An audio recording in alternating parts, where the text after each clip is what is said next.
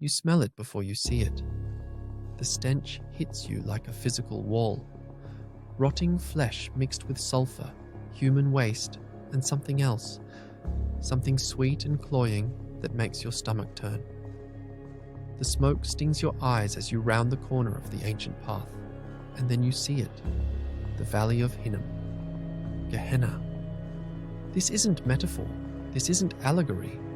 This is Jerusalem, 30 CE, and you're standing at the edge of the city's perpetual fire pit, where the bodies of criminals burn alongside rotting garbage, where the poorest of the poor scavenge among corpses, where children were once sacrificed to pagan gods.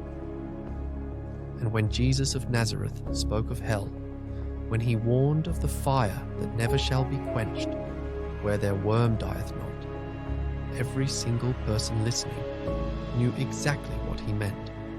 They could smell it on the wind. The Valley of Slaughter. Southwest of Jerusalem's walls lies a valley with more names than any place has a right to bear. The Valley of Hinnom, Geh Ben Hinnom in Hebrew, Wadi Jahannam in Arabic.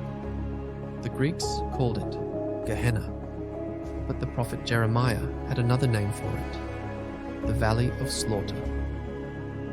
They have built the high places of Topheth in the Valley of Ben Hinnom to burn their sons and daughters in the fire, something I did not command, nor did it enter my mind.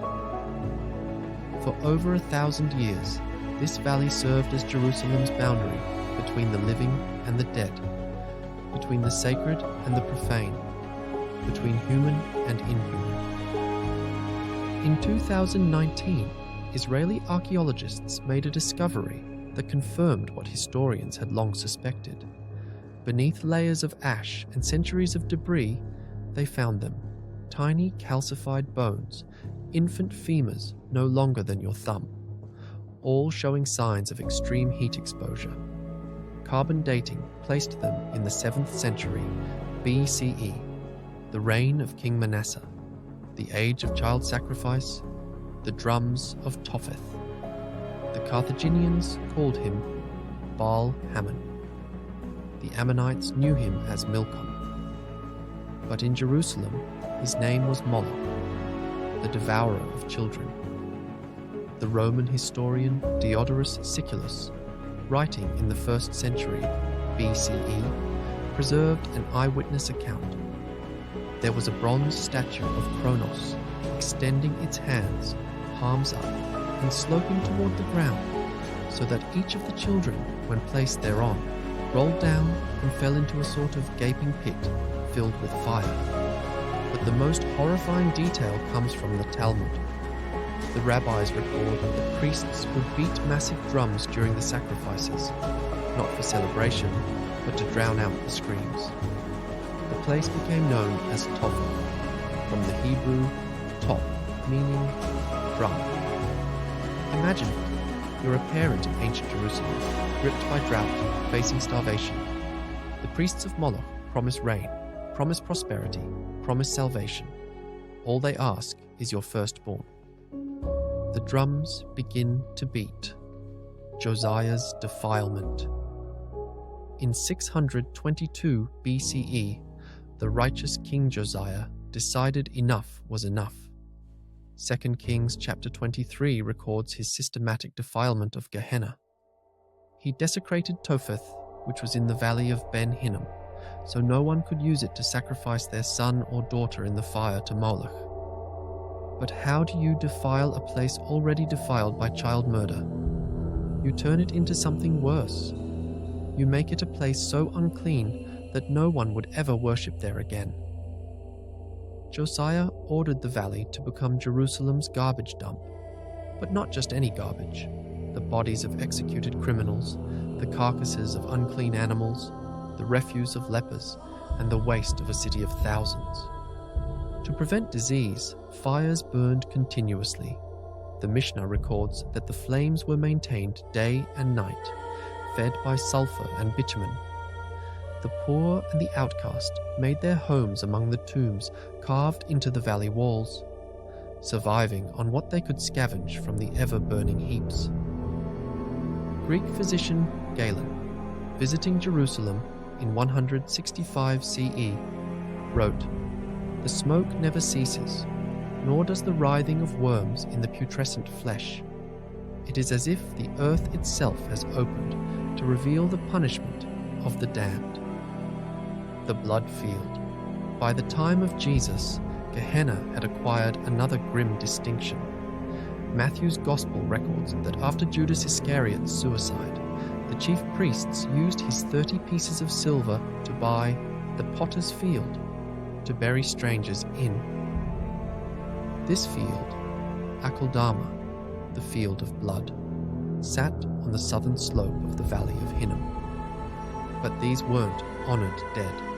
Jewish law forbade burying Gentiles, suicides, and executed criminals in consecrated ground. They went to Gehenna, thrown into mass graves, or burned in the perpetual fires. The Bordeaux pilgrim, writing in 333 CE, described what he saw. The bodies are cast in without ceremony. The poor gather what wood they can find to feed the flames. At night, you can see figures moving among the fires, whether human or demon, I could not tell. Jesus and the fire. This was the reality when Jesus spoke. 12 times in the Gospels, he invokes Gehenna. But the sanitized English translations, hell, rob his words of their visceral power. When Jesus said, "If your right eye causes you to stumble, gouge it out and throw it away.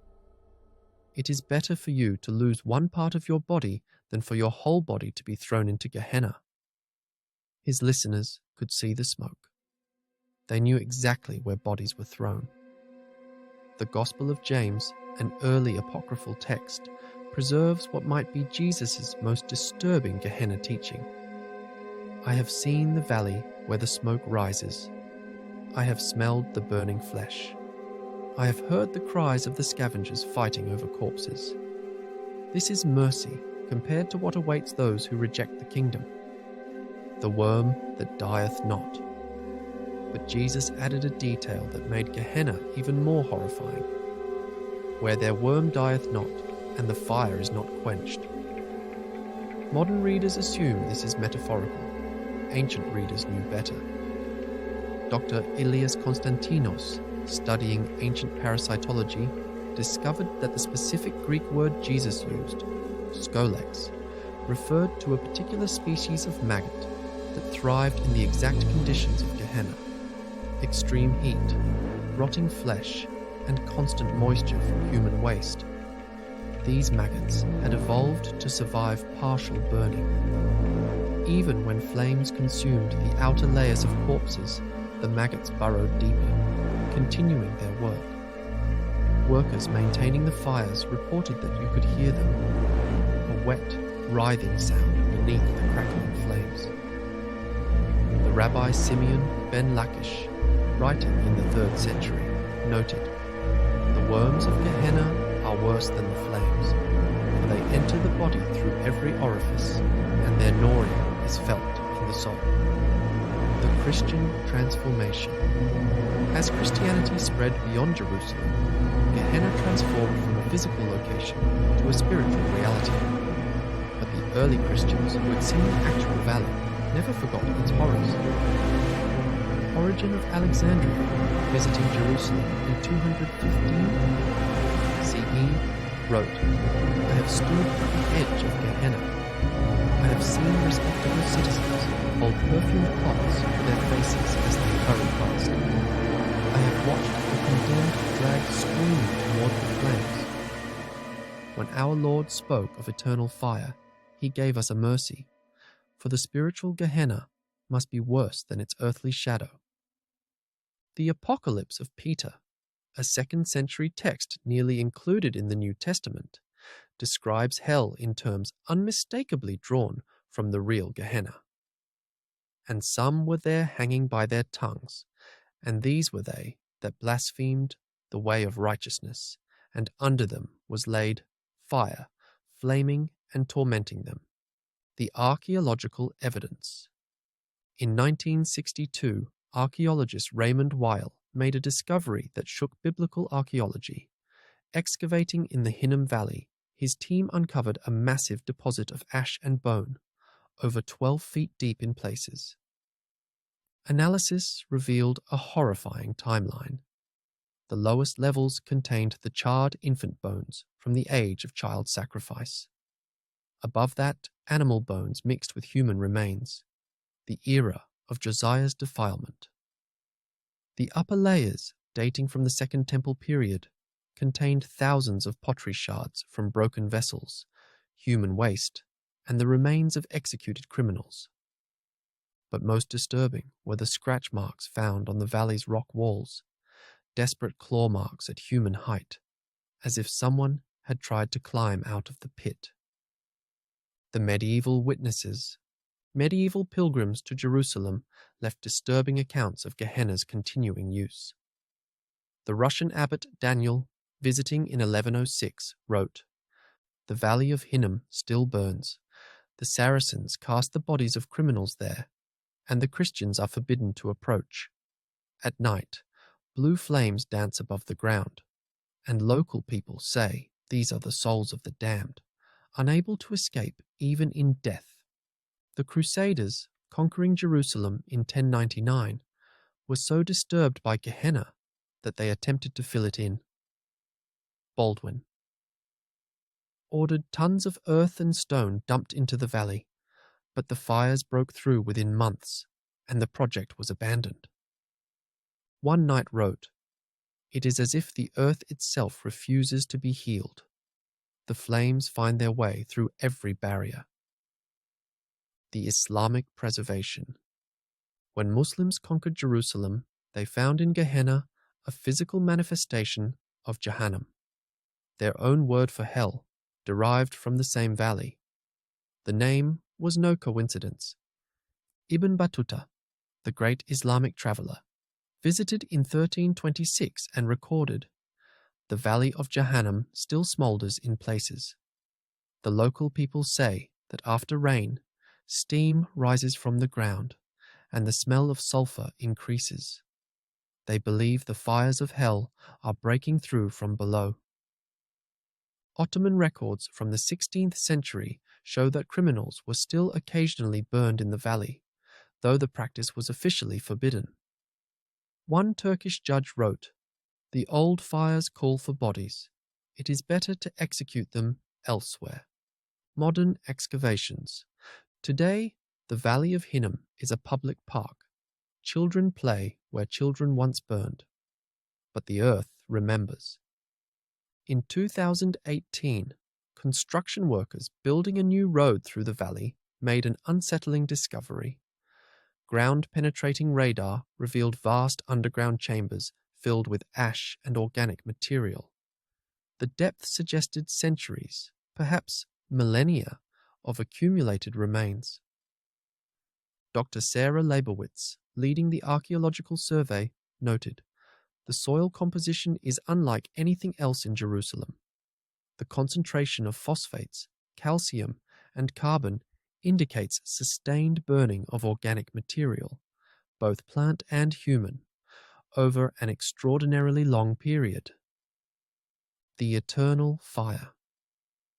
But perhaps the most disturbing discovery came in 2021.